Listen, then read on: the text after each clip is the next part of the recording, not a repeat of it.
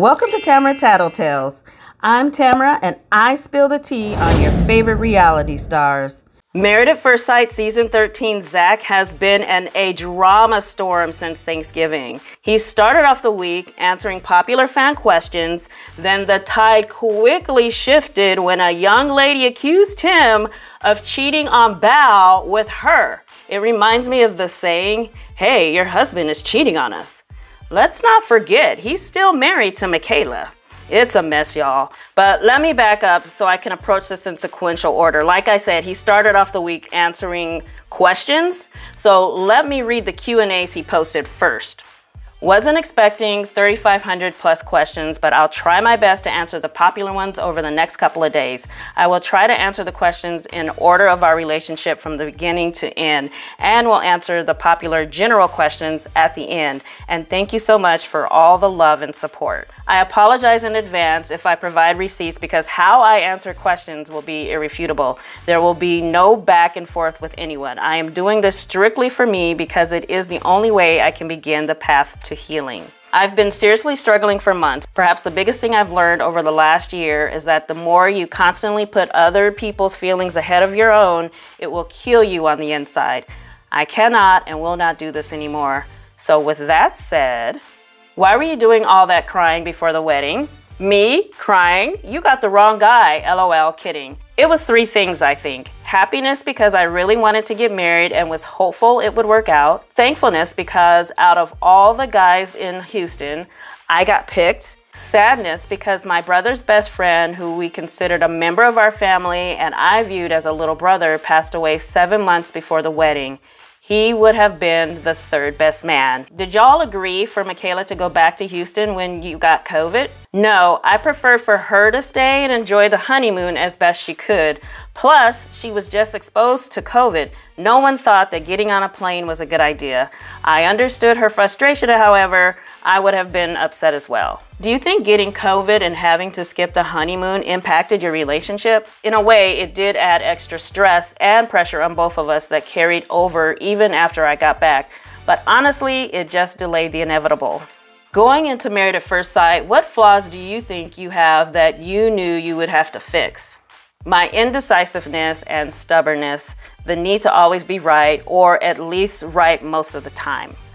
What really happened the first fight? Why did you not sleep in the same room and apartment? Definitely a top 5 question. Our dogs were not getting along and it was too hectic, so I told her I'm taking Bella to the daycare the next morning since we had a busy day of filming. I simply fell asleep waiting for my dog to fall asleep in the extra bedroom. We just moved in, so we didn't have the dog's cages or anything. Woke up and left around 7 a.m. without waking her up per her wishes. Got back around 9 a.m. More on this. Was her leaving the first time what really made you be done? Never really cared about her leaving. We were in a stressful situation. I understand wanting to be in a familiar place. It was the calling me a goddamn lie and a goddamn MFing lie and her insisting to everyone else I never responded to her that caused me to completely shut down. So in addition to the answer he just gave, he also added this screenshot of a text conversation between he and Michaela. On Saturday, March 6th of 2021 at 7:31 a.m., Michaela writes, "Hey, any luck with the key fob? They're closed. Did you leave? Yeah, dropping Bella off and then I'll be back. Think leasing office open at 8. And then several hours later, that same day at noon, Michaela writes, I fully left the apartment. I'll be back when things are more sorted and for filming, of course. And Zack notes, when I got back, she wasn't there. I thought she went to go film. Did you ever feel like you became a different person? Love you, by the way. Thank you.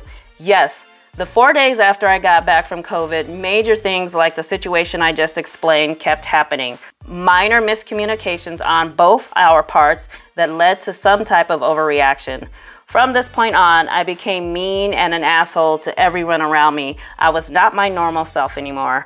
I had no idea how to handle the situation I was in. I did not have the tools, maturity, experience, etc. to properly move forward. The only way I could continue on is if I made it clear that this was no longer a romantic relationship because I was not gonna be able to fake it. Imagine standing across from this guy trying to ask him questions.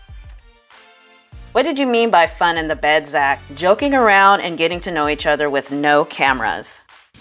It doesn't hurt anything. We're not doing anything It definitely hurts. If we don't sleep in the same bed, we're less. How does it hurt? We're not doing anything in the bed anymore. We're not cuddling. We're not touching each other. Like, we're literally next to each other. It's fun every time every time we get laid in the bed. It's fun.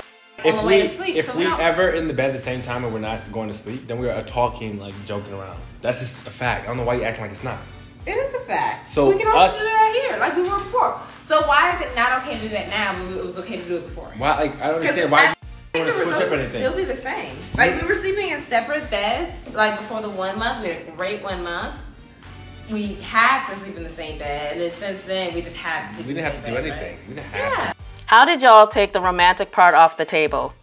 With the phone call, I expressed how I cannot move forward unless I get to know her as a friend and treat the relationship as such. I know this only made our situation tougher, especially for Michaela, but it was the only way I could participate. He added the screenshot of this text message conversation to the answer. It's a little blurry, but I'll do my best to read it. This is Michaela talking the evening of March 9th. Hey, just so you know, since we are just friends now, I'm going to treat our relationship as such. Also, please use this number when you need to talk to me. Text is best. On the morning of March 10th, she wrote, I'm hitting the reset button. I understand if you're going to remain irritated by my actions, and that is okay. But I'm not going to continue this disagreement. It has gone on far too long. I will continue to acknowledge my wrongs, be open, and be honest. I am learning, and I will work on talking to you before making principled decisions, and I hope you do the same, especially since we're in this together. I'm here to get to know you better, not constantly fight. There's no reason for us to pretend it's okay to talk about sex, kids together, building a future together, until we get to know each other way better. We are setting a foundation for friendship, and we will have to take it a lot slower and listen to one another. It's okay to set aside the romantic relationship we once had. I'm okay with that. There's nothing wrong with us starting back at square one, base level, and being platonic in our relationship. Not boring or bland, just neutral and understanding. We can see where things take us from there. I'm willing to do that, but only if we can start off on a clean slate. Zack writes, you see the difference between the sets of messages? Skip the first set of messages is all I'm asking. Can't do Hurricane K, and we are on the same page in response to your last set of messages. Okay, good to hear. Not sure when our next meetup is, but I look forward to getting to know you better. Do you think you have an issue communicating or articulating? 100%. Probably my biggest weakness and insecurity in life. When I'm frustrated or agitated, it's exacerbated. My brain moves too fast sometimes. This is something I'm working on. Did y'all have any fun times?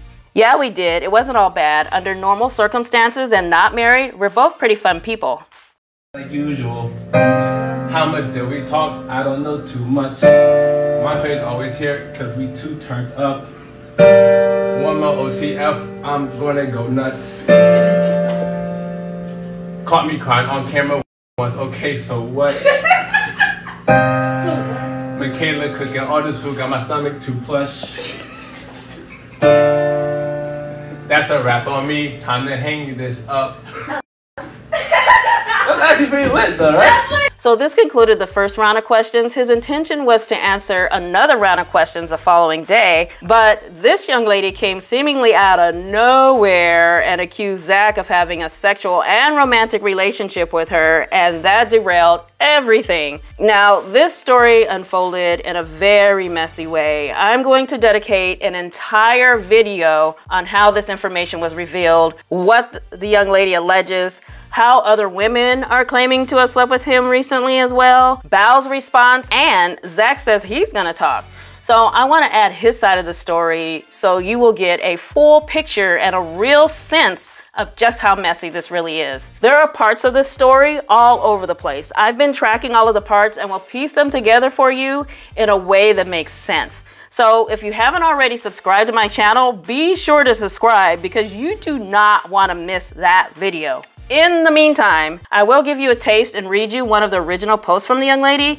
And when I mean young lady, she was 20 years old when they met. She just turned 21 at the end of November. Here's her post. Zack cheated on Bao with me. Unfortunately, I am the girl that Zack was cheating on Bao with. I had no idea he was dating anyone. He told me he hadn't dated since his marriage ended, and he knew I didn't watch the show. I ended up finding out about Bao the other day and asked him if he was dating someone, and he told me he wasn't. I messaged Bao via Instagram and told her everything and sent her screenshots and proof of everything she asked for. He played the both of us. He is a master manipulator and tries to play the victim in every situation. He is not a good guy. He just puts on a good act. I know the first instinct is to think anyone can go online and write something like this, but that doesn't make it true, right? However, this young lady, and her name is Elena, came locked and loaded with receipts. I will share everything with you in a couple of days. Definitely stay tuned.